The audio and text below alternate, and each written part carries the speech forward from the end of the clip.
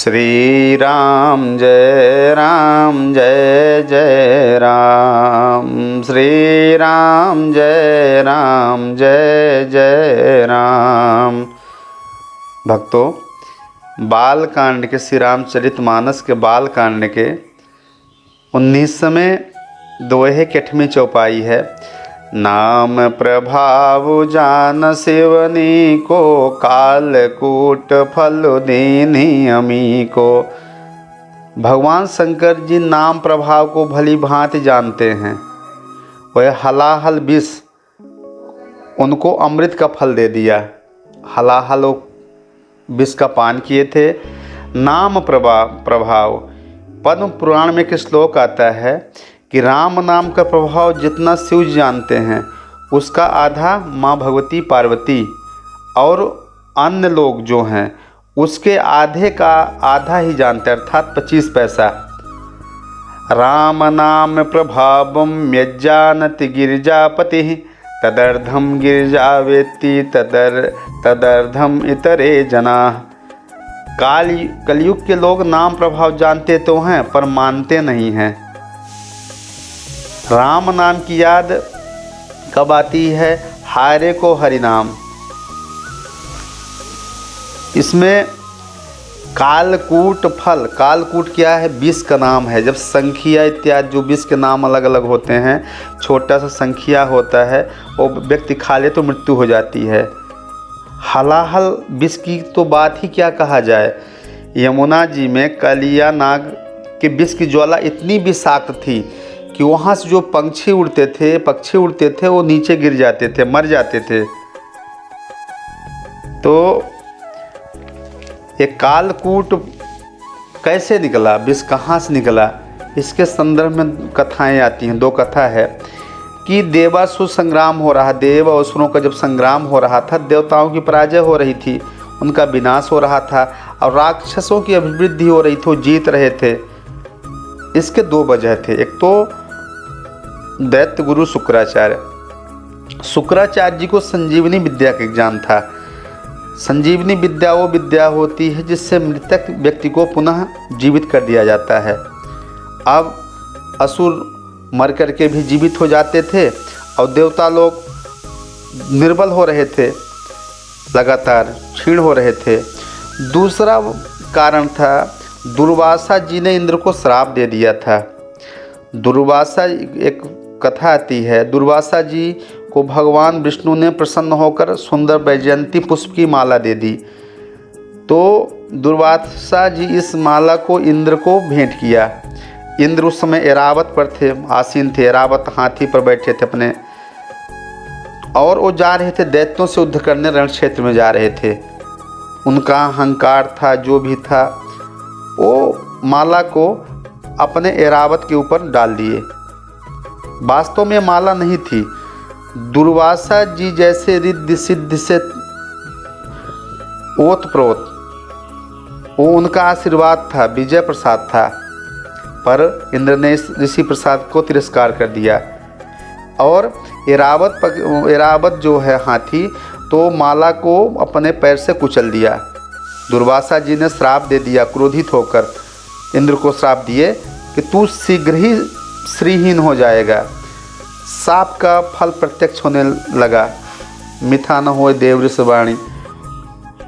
तो अब संग्राम में इंद्र सहित तीनों लोक में श्री विहीन हो गए। अब दैत्यों ने स्वर्ग पर अधिकार कर लिया। अब दैत्य जब स्वर्ग पर अधिकार कर लिए तो यज्ञादि कर्म सब बंद हो गए। अब श्रीहीन देवताओं के पास अन्य कोई उपाय नहीं रहा, तो ये ब्रह्मा जी के पास अब सहायता मांगने पहुँचते।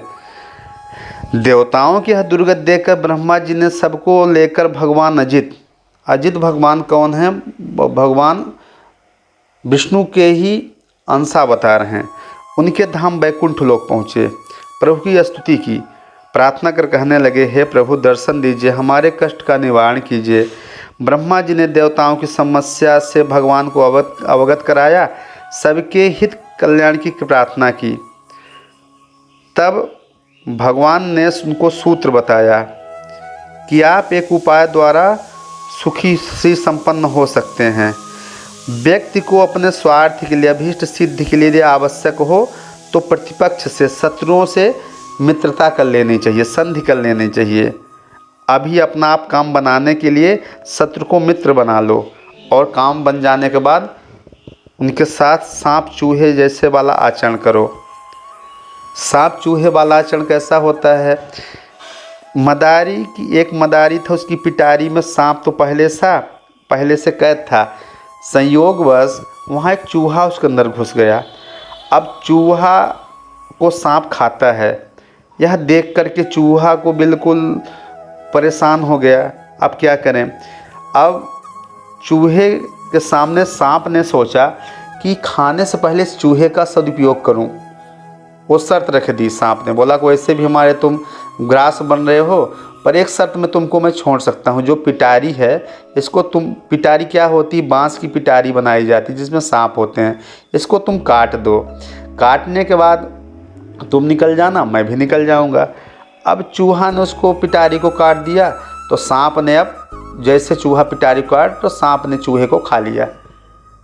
तो भगवान अजित ने इसी नीति को उनको उपदेश दे रहे हैं। किनको? देवताओं को, कि अब तुम लोग मुझसे मित्रता कर लो दैत्यों से, और सागर से अमृत निकलेगा। तो अमृत निकलने की प्रक्रिया है कि उसका मंथन करना पड़ेगा। तो तुम लोग अमृत पर अधिकार कर लेना। जब अमृत निकलेगा और अमृत पी लेना, अजर अमर हो जाओगे और दैत्यों का विनाश कर दो। तो बोले कि अमृत ठीक निकलेगा, तो उसकी प्रक्रिया है, कैसे मैं इसको प्राप्त करूं?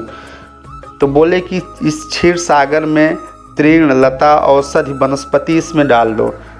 फिर मदराचल की मथनी, मदराचल पर्वत है उसकी मथनी, और बासुकी नाग को रस्सी बनाओ, जो नेति होती है हाथ से जिसमें रगड़ा जाता है, नेति बनाओ। और सागर से पहले कालकूट निकलेगा, उससे भयभीत मत होना। रत्न इत्यादि निकलेंगे, उसको भी देखकर लोभित नहीं होना। अब भगवान ने, अजित भगवान ने पराजित देवताओं को विजय का उपाय बताकर अंतर्ध्यान हो गए। अब सागर मंथन प्रारंभ हुआ। घोर परिश्रम करने पर भी सागर से कुछ नहीं निकला। देव दानव निराश हो गए और अजित भगवान स्वयं मंथन करने लगे। भगवान के मंथन करते ही सबसे पहले कालकूट विष निकला। तब सब लोग असहाय उठे। अब एक रहस्य की बात यहाँ ये आती है कि सागर मंथन के पहले ही दैत्य और देवताओं के मध्य एक संधि हुई थी कि पहला जो वस्तु निकलेगा, पहले अधिकार उस पर देवताओं का होगा, फिर दैत्यों का, फिर देवताओं का, फिर दैत्यों का, क्रम से पहले एक में देव, फिर दैत्य, फिर देव, फिर दैत्य। तो निकला क्या पहली बार में? कालकूट विष। अब इस किसका अधिकार बना? देवताओं का। अब तो देवताओं को पीना पड़ेगा। तो अब देवताओं को स्वीकार करना पड़ेगा संधि के अनुसार। तो अब कौन ग्रहण करे इस कालकूट महाविष को? कौन ग्रहण करे? देव, दानव, असुर, कोई भी ग्रहण करने को तैयार नहीं हुआ, सब भयभीत हो गए। अब जरत सकल सुरवृंद, किष्किंधा कांड में 100 चौपाई लिखते हुए तुलसीदास जी कहते हैं कि वहाँ पर जितने सुरवृंद हैं, सुर का समूह है देवताओं का, वो बिल्कुल जलने लगे, क्योंकि पीना तो उनको, जिनको पीना है, भय तो उनको व्याप्त हो रहा है। वहाँ पर कोई दैत्यों की बात ही नहीं है। अब तो आप किसके शरण में जाएंगे? प्रसन्नाननम नीलकंठम दयालम करालम महाकाल कालम कृपालम।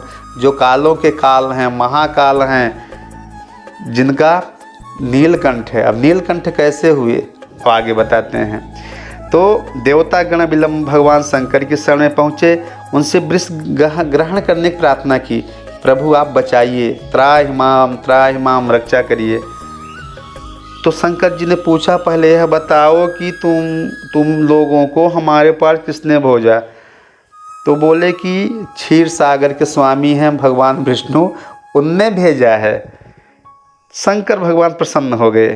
अरे भगवान विष्णु भेजे हैं, वो तो स्वयं विष का पान कर सकते थे। निश्चित रूप से कुछ न कुछ उनका हमारे प्रति स्नेह है, तब हमारे पास भेजे हैं।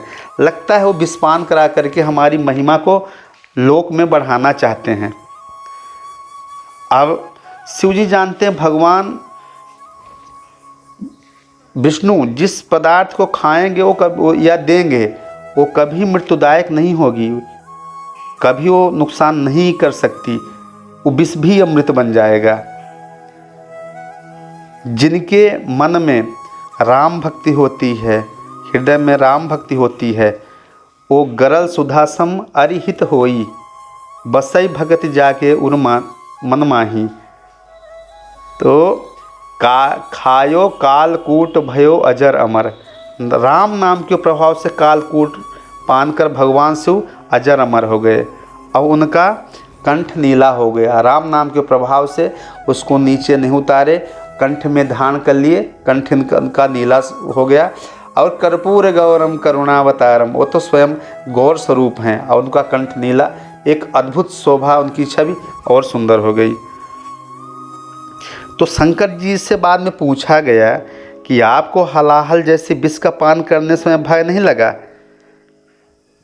तो शंकर भगवान बोलते हैं, शंकर भगवान विश्वास की मूर्ति हैं।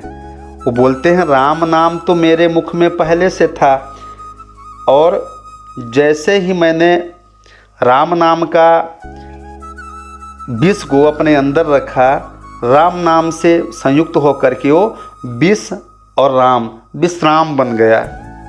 विश्राम आनंददायक हो गया, विष और राम विश्राम हो गया। विश्राम में तो व्यक्ति को आराम ही मिलता है। जब हम राम नाम का आश्रय लेते हैं तो हमारे जीवन का दुख रूपी विष भी अमृत बनकर हमारे जीवन को सार्थक कर देता है। राम नाम के प्रति जो अविचल आस्था विश्वास है उसी का नाम है शिवत्व।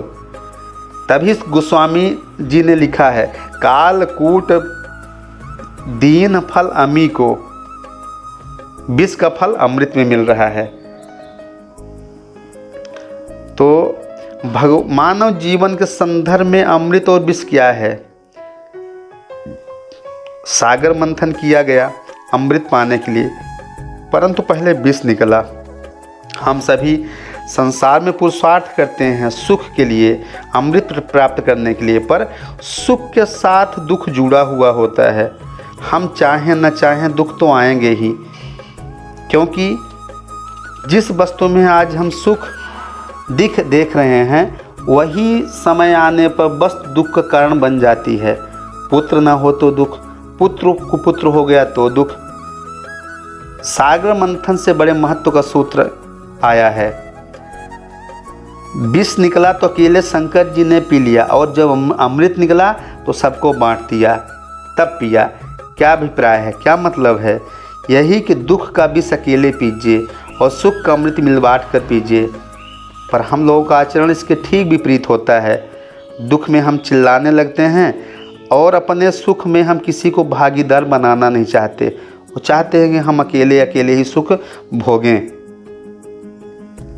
यह सागर मंथन की प्रक्रिया हमारे जीवन में निरंतर चलती रहती है और किसी न किसी वस्तु के प्रति हमें जीवन भर सागर मंथन की तरह करते रहते हैं और इस मंथन में सुख की अपेक्षा दुख ही अधिक प्राप्त होते हैं।